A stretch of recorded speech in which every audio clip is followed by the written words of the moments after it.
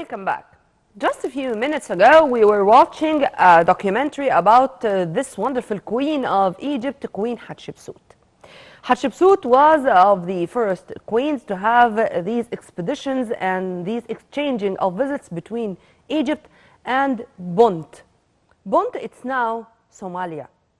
And we are continuing what our ancestors started thousands of years ago. Yesterday, there was a very important visit by Somali's President Hassan Sheikh Mahmoud, as he had summit talks with President Abdel Fattah al-Sisi. The least I can say about these talks are strategic. The national security not only of Egypt but of Somalia and the whole region. To shed more light on the important talks, their timing, their significance, and the messages sent by President Abdel Fattah al-Sisi in the joint press conference with his Somali counterpart, we are very much delighted to have with us via phone Ambassador Ayman Mousharafa, former Assistant Foreign Minister. A very good morning to you, sir. Good morning to you and to the audience. Sir, as I said in my intro, it's a strategic summit. The talks which took place yesterday were aiming at sending a number of messages, particularly to those behind the so-called maritime deal between Ethiopia and Somaliland. President Abdel Fattah al-Sisi was very clear to say that Egypt is not going to accept any threat to the territorial integrity of Somalia. How do you see this clearly?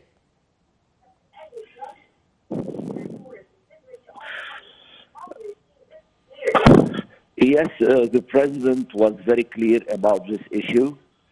He clearly expressed that we are siding with Somalia in protecting the integrity and the inviolability of the Somalian lands and territory, since this agreement is null and void according to the international law.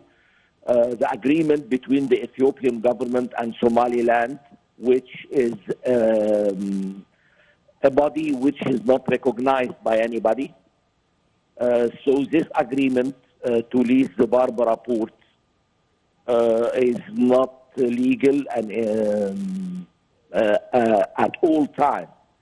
So, I mean, this is a part of the Ethiopian expansion and the need to steer trouble in the Horn of Africa.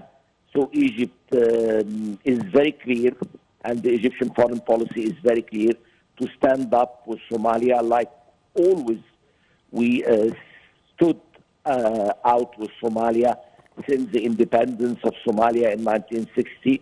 And even Egypt was a part of the Advisory Council in 1957, which led to the independence of Somalia. And we lost our best diplomats there, who was assassinated, Ambassador Kamal al-Din Salah. Yeah. And throughout all this period, we were siding with the Somali people and with the Somali legitimate government in Mogadishu. Mm-hmm. And also the president said that we do fully support Somalia in its war against terrorism, and we are ready to exchange expertise in this domain, as Egypt was very successful in fighting terrorism and to uproot terrorism from all our lands. How do you see this part two of the summit talks?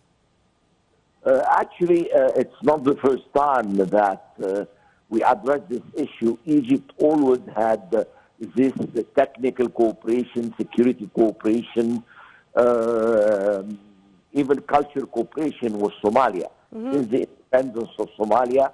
And in 1991, after the outbreak of the Somalian civil war, we tried several times to host conference in Cairo to try to find a political solution for the Somali crisis. Yeah. And Egypt is a member of the advisory body for fighting against piracy on the Somali coastline. So Egypt always is a part of an international and regional effort to solve the Somali crisis and to side with the Somali people against intervention into their internal affairs. This was also another very clear message. Especially by the Ethiopian government. Amen to that, sir. Very well said. And, sir, also the timing of the visit was very important because, unfortunately, there are other threats in the Red Sea. I mean, with the Houthis attacks and with this domino effect of the Israeli war in Gaza, which now is feared to have uncontrolled spillover of violence in the region, this is also another threat. How do you see also this as one of the main topics which was discussed yesterday in the Egyptian-Somali talks?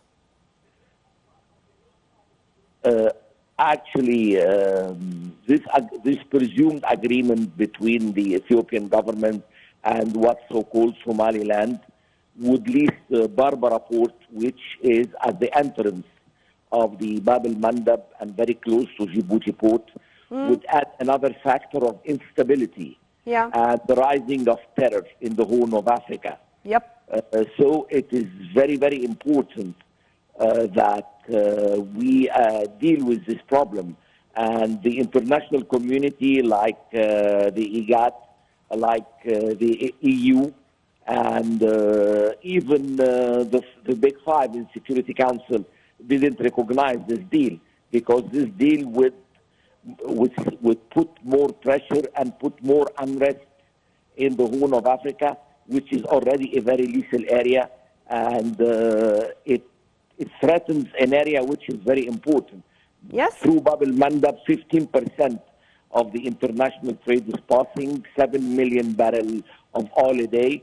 So it has a tremendous effect on not only on the African and Somali economy, but on the international economy and the international trade too. Regional African and international economy. I mean, the whole world now cannot accept more challenges, cannot face more challenges. We already, planet Earth, I mean, is facing now a number of global challenges, whether it's economic, whether it's security, you name it. But, sir, if you permit me, Egypt is exerting the utmost efforts to contain all these crises. I mean, the president was keen to discuss all these issues and to send all these clear messages in the joint press conference with the visiting Somali counterpart. And also, just one day before, Foreign Minister Sameh Shukri was in the Non-Aligned Movement Summit in Kampala, and he mentioned also the Somali issue and the Egyptian efforts on the diplomatic front to contain the crisis and to have this connection, this contacts with other international bodies to try to find a solution for that issue. How do you see the integrated efforts on all levels? I do see that the security of the maritime waterways in the Red Sea or the Arab Sea and the Strait of Bab el-Mandab, it's not an Egyptian concern too. It's, as I told you, an international concern. And lately, the Houthi have been threatening the navigation in the Strait of Bab el-Mandab and in the Arab Sea. So, I mean, it's another challenge for the international trade, which already is suffering stagnation. And already, as you said, that some industry and auto industry in Europe, it is slowing down its production because they could not get the raw material from Asia. They cannot find their components, yes? Yes, the components. The chain of supplies is disrupted. And Egypt is raising this in Kampala, raising this in Brussels.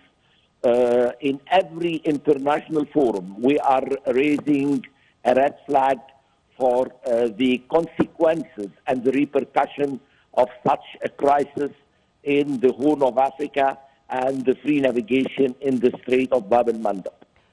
In other words, sir, what I wanted to shed more light on is the integration or the full coordination among different levels. I mean, whether it's the presidential level yesterday with this summit talks with the Somali president, or it's our top diplomat when he had sidelines diplomacy in Kampala with meeting first, for example, the Bahraini foreign minister, as the Arab League is going to have their next summit there, and Somalia is an Arab country, and also meeting with Djibouti foreign minister as also part of the geographic allies we have in this area, to make sure that there are going to be united efforts to face these challenges.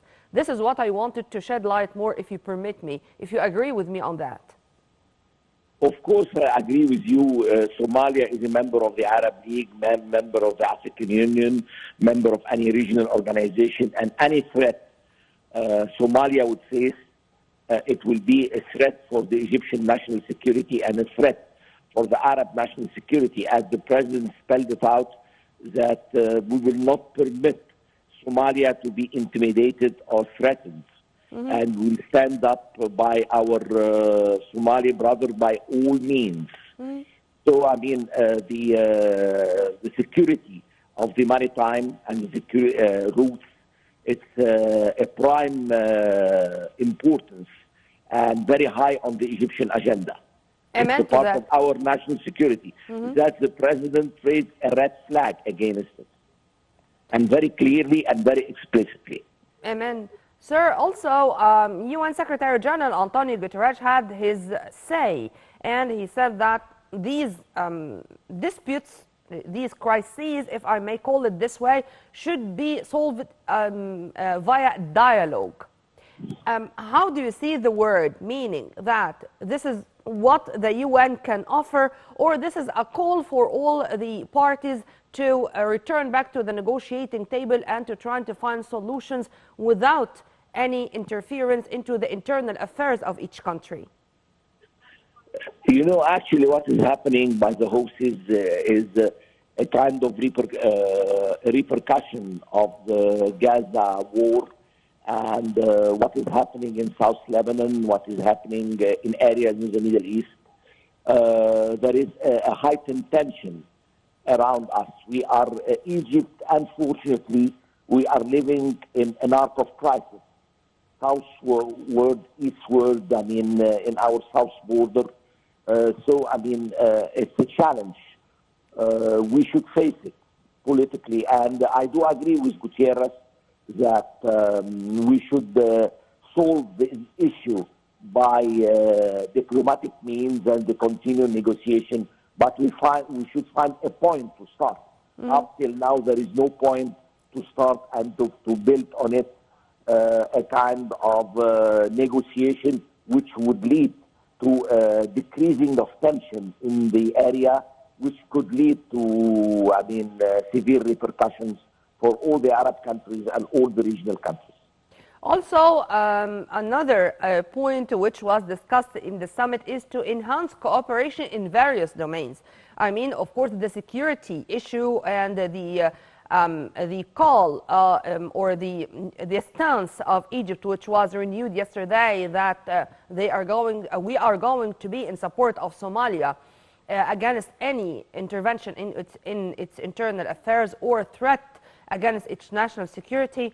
Also, to boost cooperation in various domains, whether it's economic, it's trade, it's industry, it's investments, cultural, even, you name it. All these issues were also discussed yesterday. How do you see, sir, also the will of both countries to boost their relations in various domains?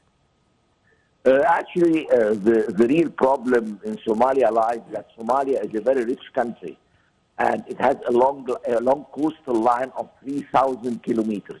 Mm-hmm. And the state of Somalia doesn't have the means to protect all this coastal line. So it needs, I mean, institutional strengthening and to build the security apparatus and to help to build states, actually. Since 1991, Somalia is in a state of civil war. And the Somali people have suffered a lot. And they suffered a lot of economic losses. And a lot of infrastructure has been destroyed by the civil war. So that's the role of Egypt to help Somalia in the battle of reconstruction and to strengthen the state itself to be able to protect the coastal line and their borderline. They do have around another 4,000 kilometers with many African countries like Kenya, like Eritrea, the state of Somalia needs the help of not Egypt only, from brotherly Arab countries.